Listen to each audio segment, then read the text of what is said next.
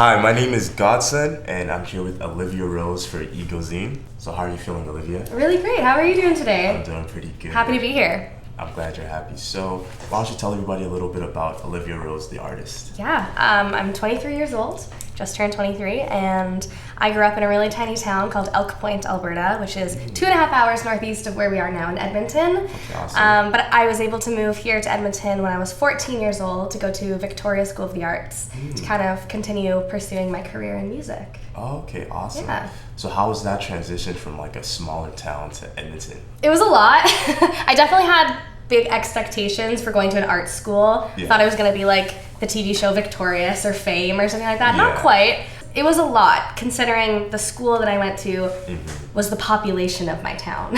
Really? So I remember getting lost on the first day. It was very scary, but you know, it was all for the best. What was your introduction to music? Were you playing as like a little kid, or when you moved to art school, is that when you first started learning how to play? Yeah, no, I've been performing ever since I could walk and talk. My mom will tell you a funny story that I used to hum to myself in my crib because she used to think that my older sister had left something on in my room, go in there to shut it off, and it would actually be me just humming to myself. Anytime we had company over, I'd always be up on the coffee table, singing, performing, kind of just trying to be the center of attention. I am the baby of the family, the baby of 5 girls, so I always kind of fought for that attention a little bit, I think. Kind of once I got a little bit older, I started songwriting.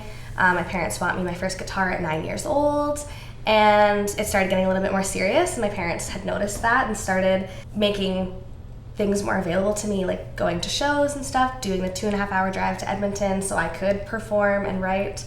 And that's the rest is history, I guess. Wow, so you were really born to do this. You could say that. Obviously, Alberta is a big country music place. How do you really feel connected to the country and folk scene? Because I'm not really tapped into that community. I'm more so like hip hop and stuff, so I don't really know how the country artists are. Yeah, so the whole reason that I do country music is, number one, I did grow up listening to it. Being in a small town, I have very, very vivid memories of listening to the classics, Dolly Parton, Johnny Cash, Loretta Lynn, in my grandparents' kitchen or on their record player and stuff like that. But what I really fell in love with about the country genre is storytelling.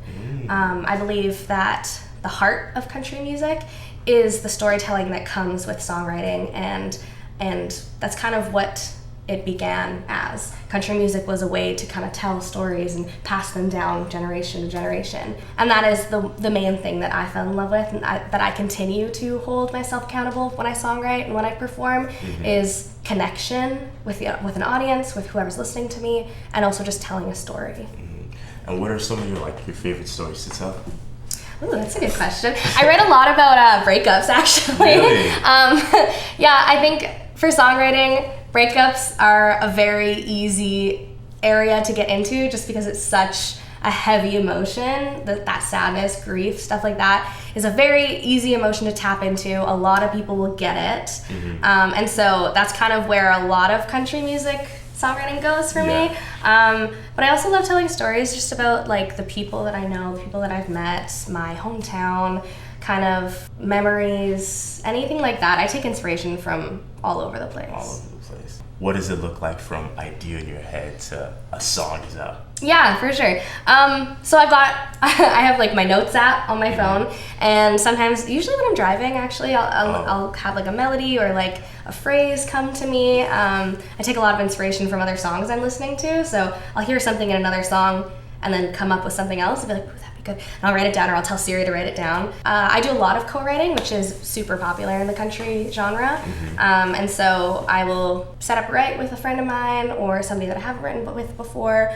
And we'll kind of sit down, grab the guitar, start playing some chords, just ask each other, what did you have any idea of what you wanted to write today? Like what are we feeling? Throw a bunch of ideas into a Google Doc or whatever we're writing with, and from there it kind of just turns into either a chorus, or that's the verse, or that's going to be the hook of the song. For me personally, I really like to come up with the hook first, which is like the main part of the chorus, and come up with chorus melody, and then kind of shape the whole song around that. So why don't you tell us where we can reach you and stay up to date with all the Olivia Rose music? Yeah, for sure. So Instagram is where I'd say I'm most active, and it's at @Olivia_Rose_music. Okay. It's the one with the blue check. No, nothing else. Twitter, Olivia Rose Music. Facebook, Olivia Rose Music. My website is oliviarosemusic.com. Okay. And I'm on all the streaming platforms. Okay.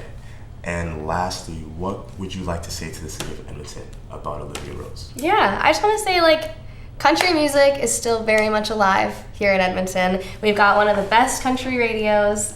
We've got some great country music venues. And if you're loving it and you like country music, just keep coming out and keep showing up to those shows. Thank you. This has been Godson with Olivia Rose for EGO Zine.